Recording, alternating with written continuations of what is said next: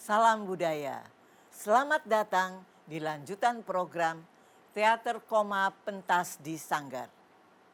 Yang kali ini jadi bagian dari Festival 44. Perayaan 44 tahun usia Teater Koma. Ucapan terima kasih kami sampaikan kepada Bakti Budaya Jarum Foundation, Bank Sentral Asia, Data Script Canon, dan PEK Marta Tilaar yang telah mendukung terwujudnya acara ini. Juga kepada Anda. Pentas kali ini berjudul Imajinasi. Karya N. Riantiarno, sutradara Idris Pulungan. Sebuah lakon yang mengajak penonton berkelana bersama imajinasi kedua tokohnya. Menghadirkan teknologi proyeksi video berpadu dengan ilustrasi musik syahdu. Selamat menyaksikan.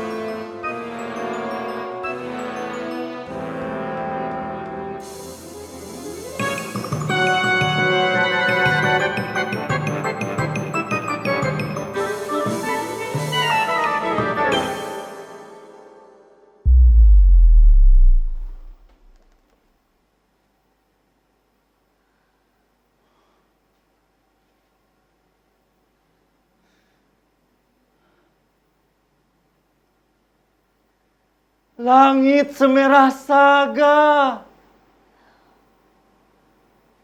senja berangsur jatuh, malam menjelang. Aku tak tahu apa akan terjadi besok. Sudah kujalani rangkaian kehidupan, sejak matahari terbit di timur, hingga tenggelam di ufuk barat. Waktunya selalu tepat-tepat.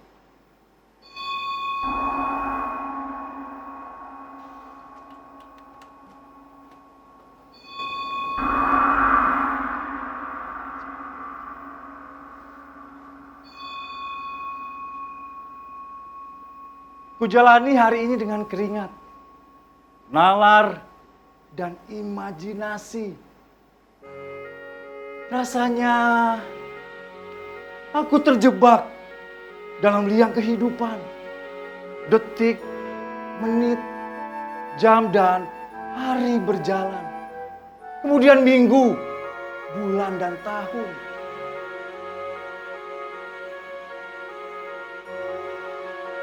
Batas siang dan malam ditandai kegelapan saat matahari hilang.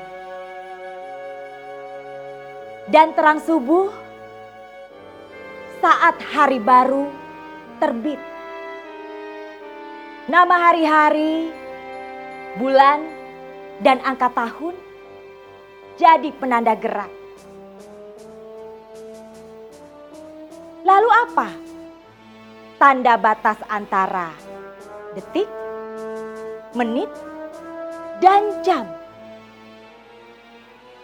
Tanpa mesin waktu, sulit menandainya dengan tepat. Hanya matahari yang jadi penanda alam bahwa waktu tengah bergerak. Entah maju atau mundur.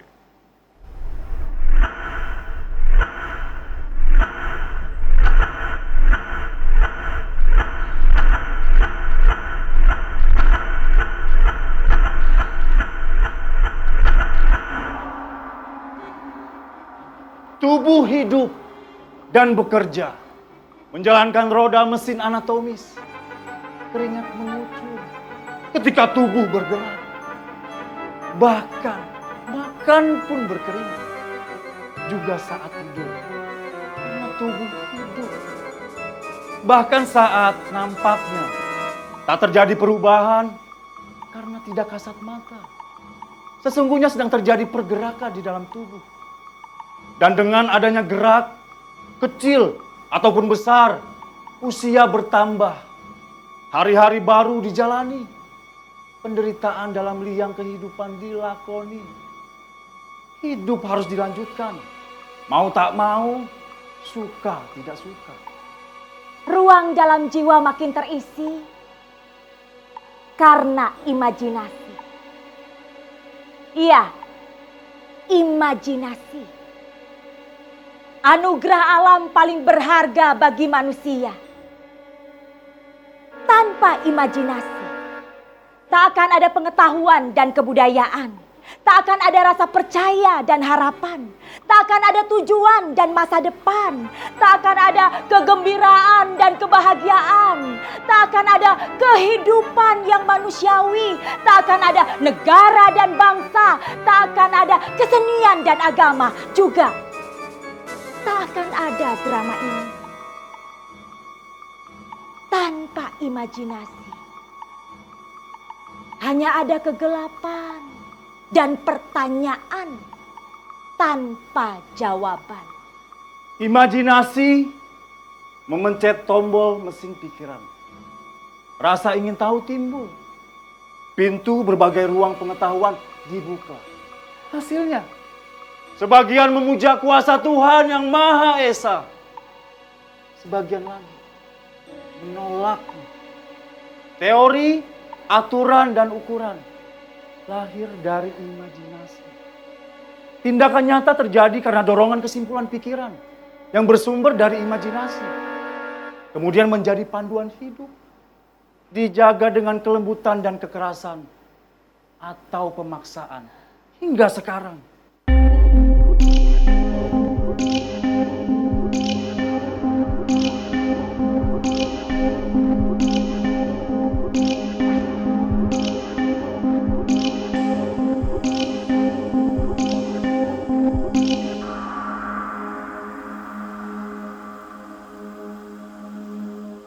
Bayangan setan-setan yang mengancam dan para malaikat sebagai pemandu bijak jadi pertimbangan bagi setiap tindakan.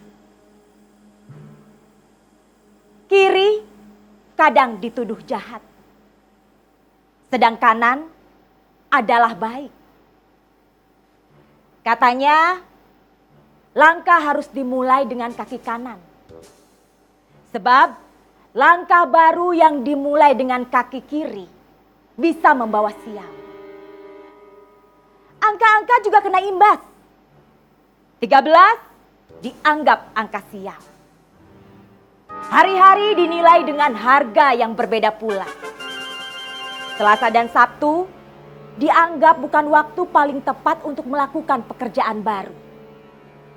Tukang-tukang kayu lebih memilih Rabu atau Jumat untuk mulai kerja membangun rumah. Harapannya kerja bisa berlanjut dan tidak berhenti di tengah jalan. Warna merah dan hitam juga sering dituduh sebagai ancaman dari dunia kegelapan. Putih menandakan kesucian dan kuning dipercaya mampu menyiratkan pernyataan kejayaan. Ungu mengisyaratkan hadirnya kematian. Dan warna biru mengekspresikan suasana hati yang mencinta. Tapi mana kiri, mana kanan? Di mana barat, di mana timur? Banyak negara mematok sebutan negeri matahari terbit atau negeri matahari terbenam. Jadi sesungguhnya di mana matahari terbit dan terbenam?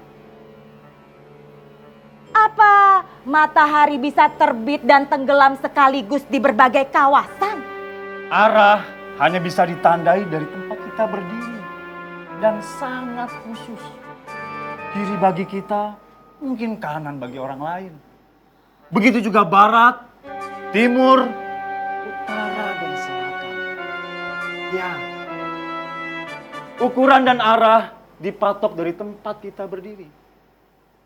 Apa kebenaran demikian juga? Tapi kebenaran mungkin bersumber dari imajinasi. Tanpa imajinasi, tak akan ada keyakinan terhadap pengetahuan yang dianggap mampu membedakan benar dan salah, jahat dan baik. Tapi imajinasi, di mana kamu? Dalam gelap, aku coba mencarinya.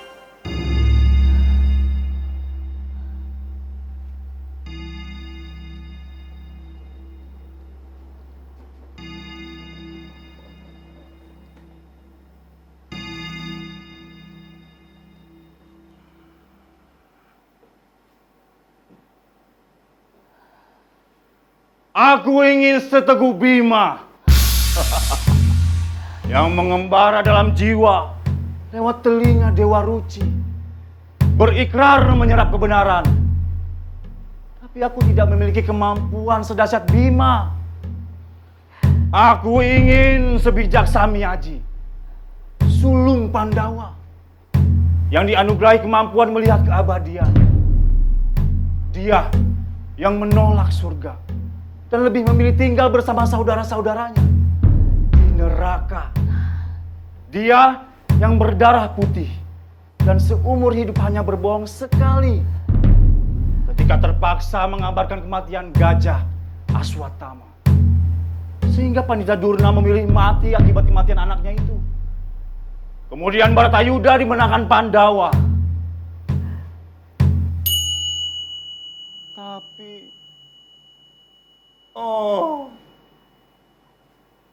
aku tidak memiliki kemampuan seagung Samiaji. Aku ingin menjadi seperti mereka. Manusia yang sungguh hebat. Manusia yang teguh pendiriannya. Manusia yang tidak bisa disuruh seperti ini atau seperti itu. Apalagi oleh kekuasaan. Aku ingin menjadi mereka. Sungguh tahu persis apa gunanya hidup. Aku ingin setakwa Bhisma yang dianugerahi dewa keputusan memilih sendiri saat ajal.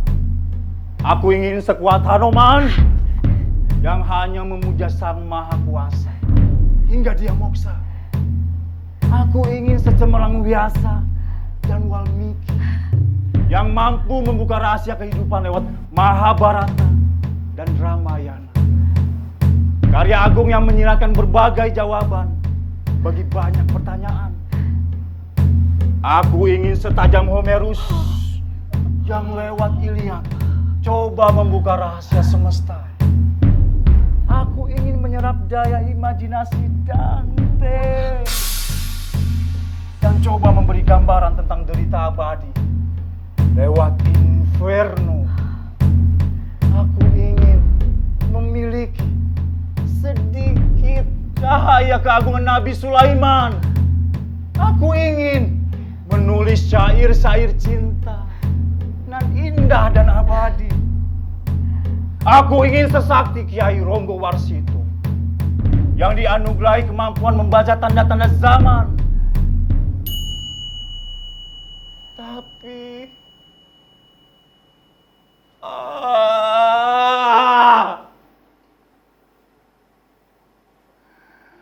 aku hanya manusia celaka, pecundang hina, yang bahkan menakar diri sendiri pun tak pernah mampu. Sungguh, aku tak tahu apa hidup mundur atau maju. Usia bertambah, kematian mendekat. Setiap hari jadi dirayakan, sesungguhnya kita tengah merayakan datangnya kematian.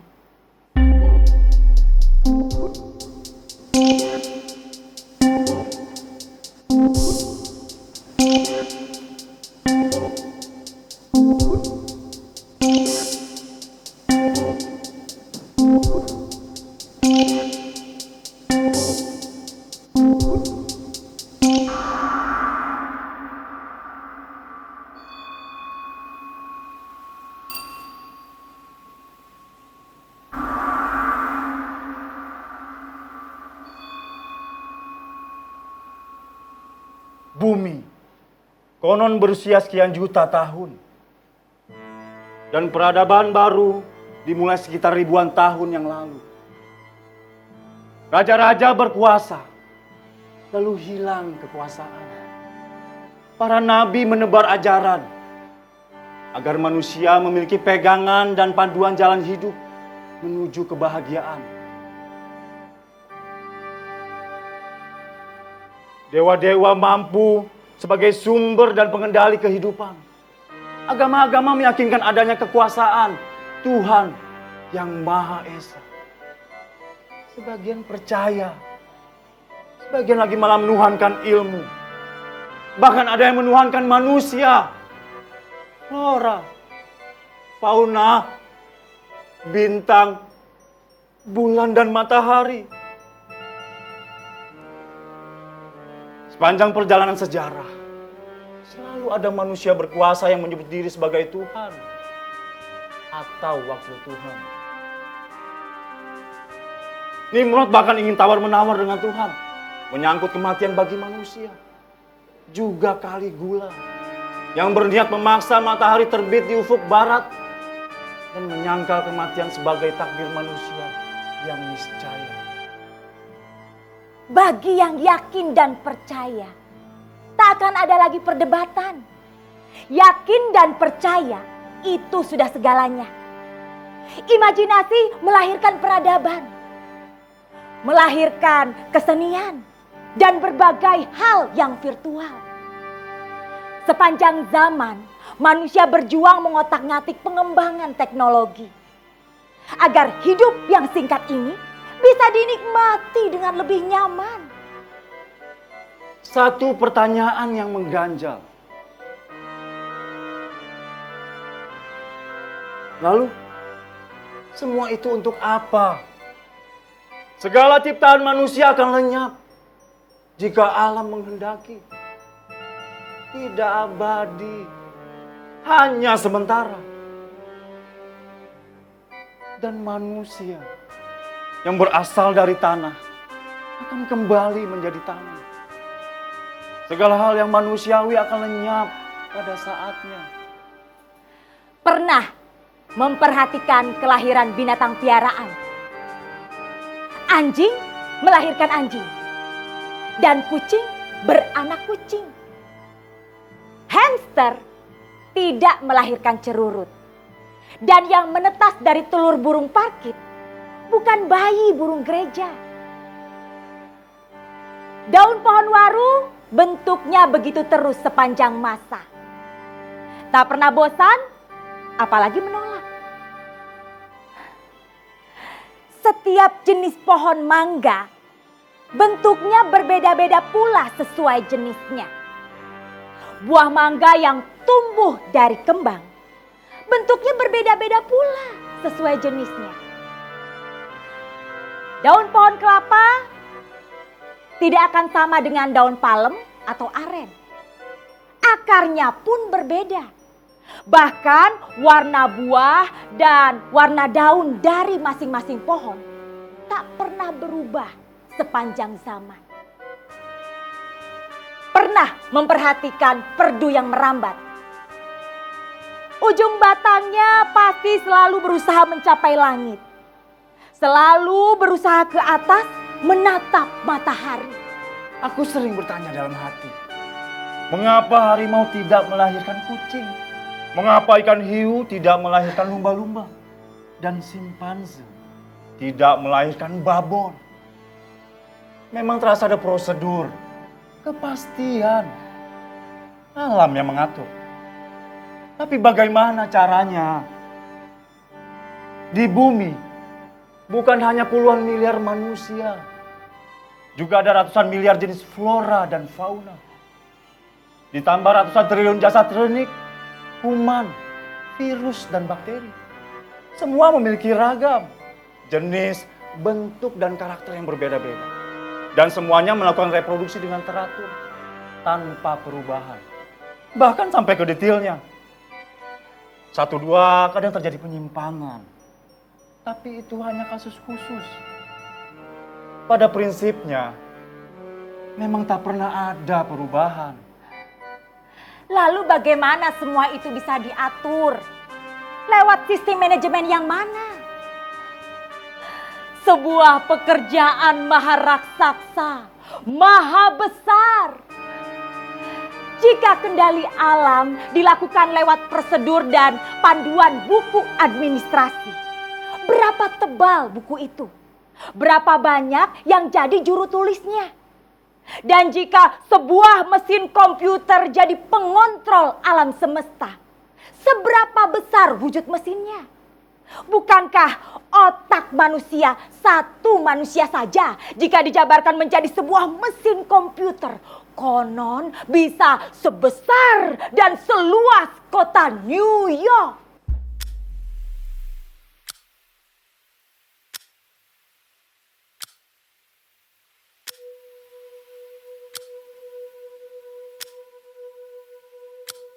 Apa yang nampak pada semesta alam raya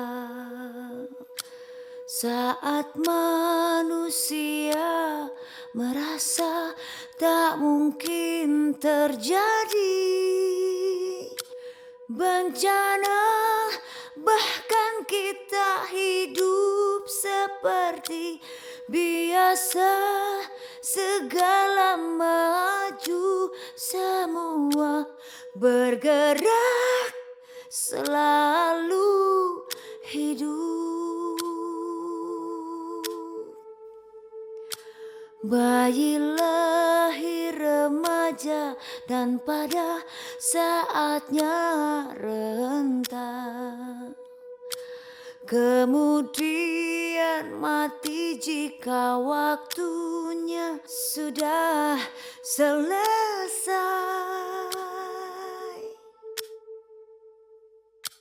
Tuhan memelihara manusia dan makhluk lain, bahkan malaikat jin segala wujud tiada. Ada waktunya muncul, ada waktunya mati. Kebahagiaan, segala duka, dan semua tawa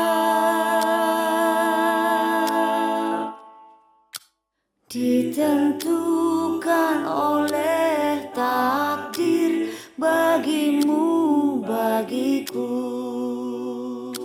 Semua sudah ditentukan oleh garis nasibmu. Hidup hanya sementara, bukan kegembiraan.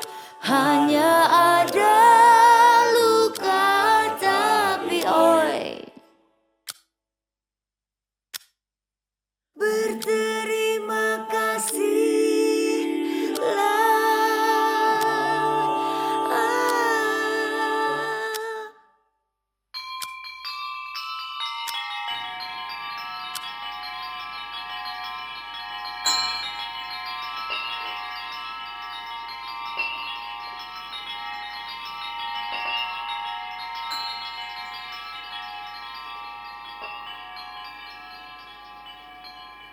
Oh.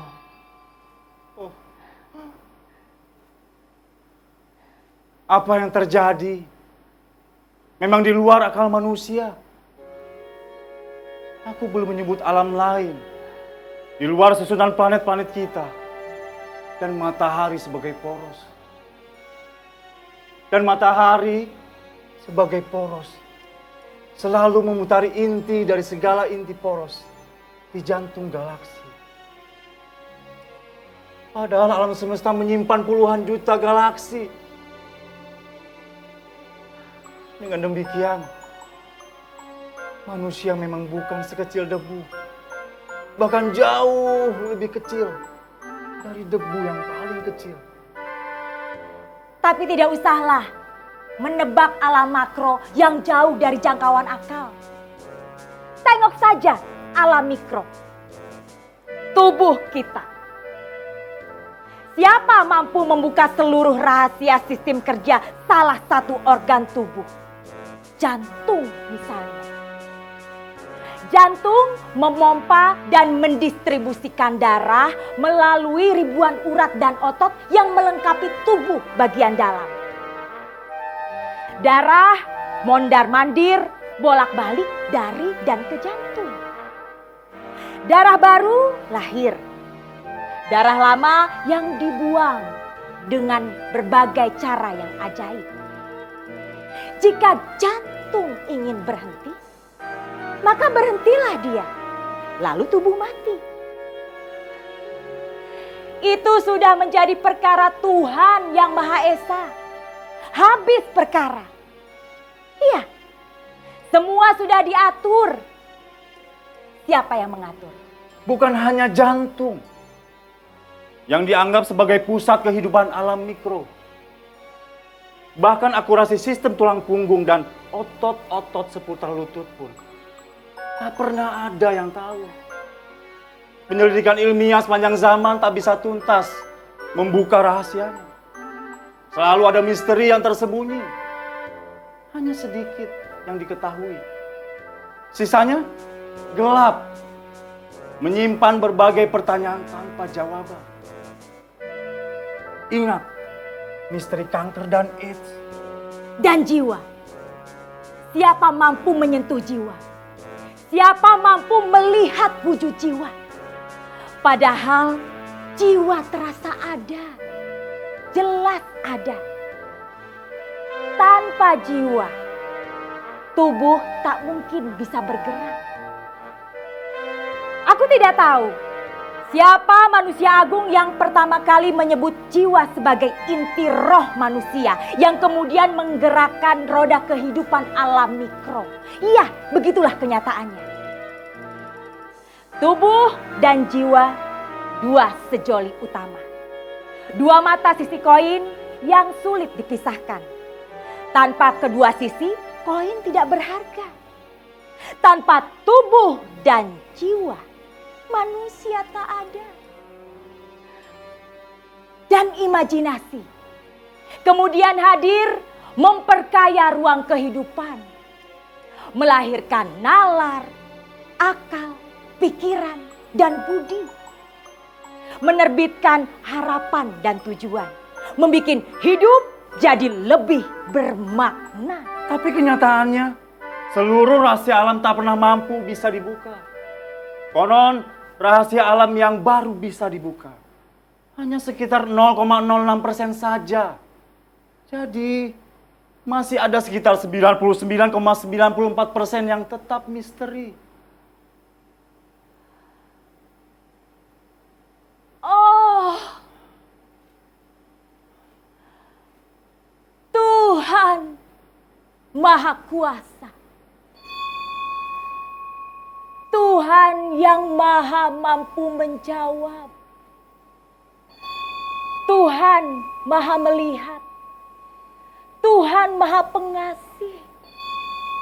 Tuhan yang maha esa. Beri aku kekuatan, ya Tuhan, untuk menuliskan semua yang kurasa, segala yang ku tahu, semua yang ku damba, segala yang ku cinta. Kau maha sumber inspirasi, maha sumber imajinasi.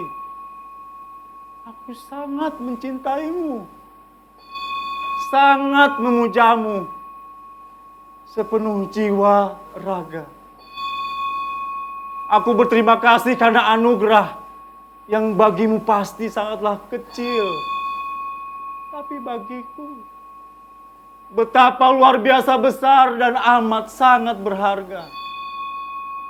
Aku sangat berterima kasih. Satu yang aku yakin.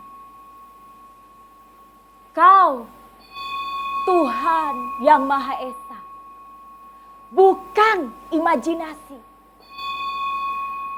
Kau ada, selalu ada, dan yang sangat maha. Kau sangat berkuasa. Dalam gelap malam, aku coba memburu imajinasi. Tapi nampaknya, makin diburu malah semakin menjauh. Makin dikejar, semakin menghindar. Dan ketika aku menyerah, dia malah menggoda. Oh, entahlah. Aku sangat gelisah. Hanya kepadamu Tuhan aku menyerah. Kaulah penentu segalanya. Tak ada yang lebih berkuasa di alam raya ini selain dirimu.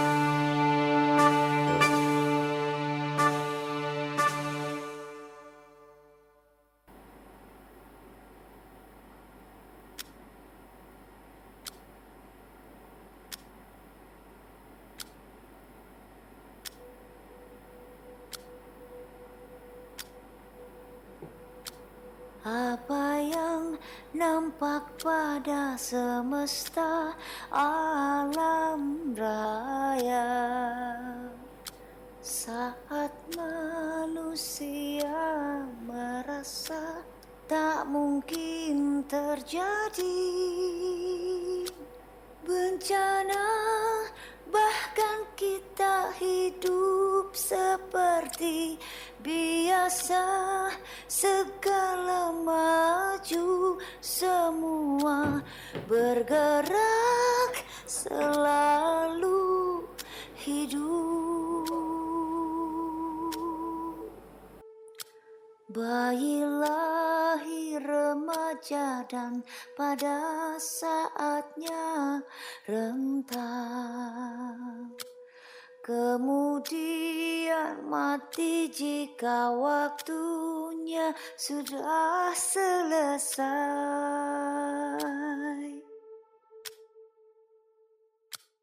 Tuhan memelihara manusia dan makhluk lain, bahkan malaikat, jin, segala wujud tiada. Ada waktunya muncul, ada waktunya mati. Kebahagiaan, segala duka, dan semua tawa